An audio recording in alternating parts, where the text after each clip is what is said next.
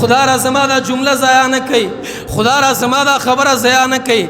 دغه سختو حالاتو ته د قیامت پورې سوچ وکړئ چې الله رب العزت په خپله باندې اعلان وکړي، اواز وکړي وقفوهم انهم مسؤولون.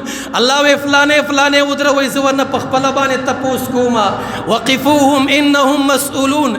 الله وی ودروئ تپوس ورنه کومه. کله چې ما پسې زما رب اواز وکړي چې ودرېږه تپوس تر نه کومه. دا به څومره څه حالات وي، دا به څومره د تکلیف والا حالات وي. کو دنیا کې یو محکمې والا زما سره حساب کوي، فوجي محکمه زما سره حساب کوي، د پولیسانو محکمه زما سره حساب کوي، او زما گرفتاری پسې زما کور لراغل ما گرفتاری.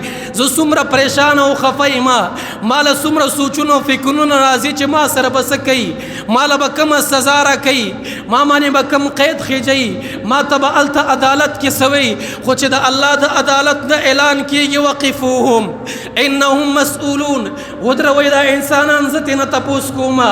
ما پسې زما رب اواز کوي، زه به د الله مخکې څه وایم او د الله مخکې به څنګه ولاړ یم.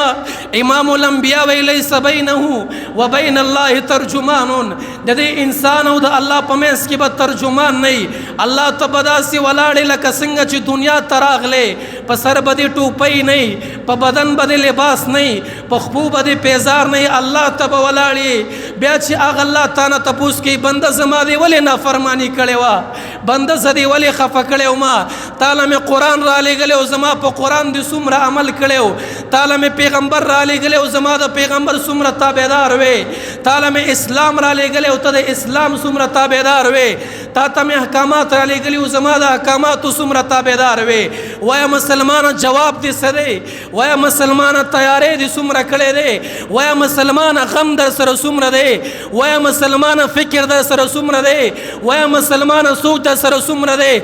والله دا حالات را روان دي او الله به وایي څوک شته دی چې امداد مو کړي، الله به وایي د بچاو والا دی څوک شته دی، بچي به دې رانه بچ کړي، نه مال او دولت به دې رانه بچ کړي، نه فوجونه لښکرې به دې بچ کړي، نه پس د الله نه ځان خلاص کړو. یو نیک عمل دی، یو د الله تابعداري د هغې نه موږ غافل یو، خبر هم ترې نه یو.